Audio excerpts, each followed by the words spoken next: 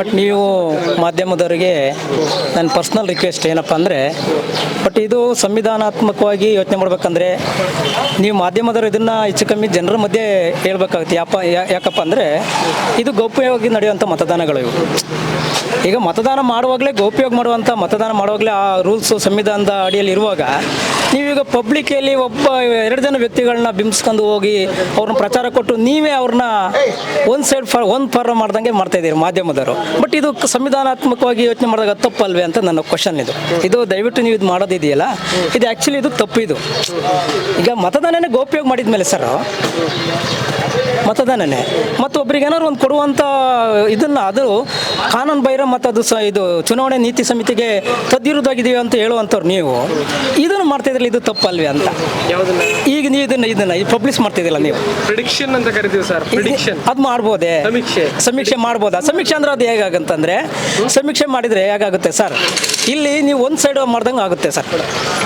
ದಯವಿಟ್ಟು ಮೀಡಿಯಾದವ್ರು ನಿಮ್ಮ ಒಬ್ರಿಗಂತಲ್ಲ, ಪ್ರತಿಯೊಬ್ಬ ಮೀಡಿಯಾದವ್ರು ನೀವು ಇವತ್ತಿನ ಮೀಡಿಯಾದಲ್ಲಿ ಎಲ್ಲದಲ್ಲೂ ನೋಡಿ ನೀವು ಒಂದು ಸೈಡು. ಈಗ ಇಲ್ಲಿ ನಮ್ಮನ್ನು ಈಗ ನೀವೇನು ಕೇಳ್ತೀರಂದರೆ ಈ ದೇಶದಲ್ಲಿ ಯಾರು ಪ್ರಧಾನಿ ಆಗಬೇಕು, ಮೋದಿ ಇದ್ದಾರೆ, ರಾಹುಲ್ ಗಾಂಧಿ ಇದ್ದಾರೆ, ಮತ್ತು JDS ನಮ್ಮ ಕುಮಾರಸ್ವಾಮಿ ಇದ್ದಾರೆ, ಈ ಥರ ಕೇಳ್ತೀವಿ ಯಾರು ಬರ್ಬೇಕು ಅನ್ನೋದು ನಿಮ್ಮ ಪ್ರಶ್ನೆ ಅಲ್ವಾ? ಹೌದಲ್ವಾ? ಅದು ಜನಾಭಿಪ್ರಾಯದ ಮೇಲೆ ನೀವು ಅದನ್ನು ಇದು ಮಾಡುವಂಥದ್ದು. ಈ ಜನಾಭಿಪ್ರಾಯ ಜನರಿಗೆ ಪಾಪ ಅವರಿಗೆ ಗೊತ್ತಿರಲ್ಲ, ಸಮಾಜದ ಸ್ಥಿತಿಗತಿಗಳು, ಚುನಾವಣೆ ನೀತಿಗಳು, ಸಂವಿಧಾನ ಇದು ಗೊತ್ತಿರಲ್ಲ.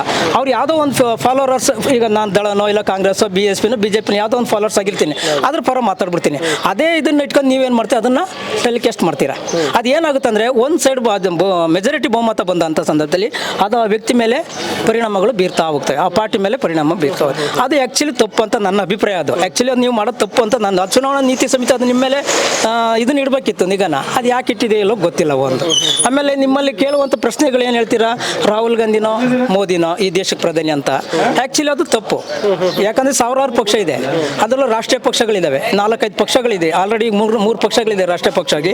ಅವ್ರ ಹೆಸರನ್ನ ಯಾರು ನೀವು ತಗೊಳ್ಳಲ್ಲ ಮಾಧ್ಯಮದವರು, ಯಾರಾಗಲಿ ಅಲ್ಲ. ಈಗ ನೋಡಿ, ನೀವು ಮೋದಿ ತಗೊಳ್ತೀರಾ, ರಾಹುಲ್ ಗಾಂಧಿ ತಗೊಳ್ತೀರಾ, ಅದೇ ಪಾರ್ಟಿಲಿ ಮಲ್ಲಿಕಾರ್ಜುನ್ ಖರ್ಗೆ ಇದೆ, ಸೀನಿಯರ್ ಮೋಸ್ಟು ಕಾಂಗ್ರೆಸ್ ಲೀಡ್ರು, ರಾಷ್ಟ್ರೀಯ ಪ್ರೆಸಿಡೆಂಟ್ ಆತನ ಹೆಸರು ನೀವು ಪಬ್ಲಿಷ್ ಮಾಡಲ್ಲ.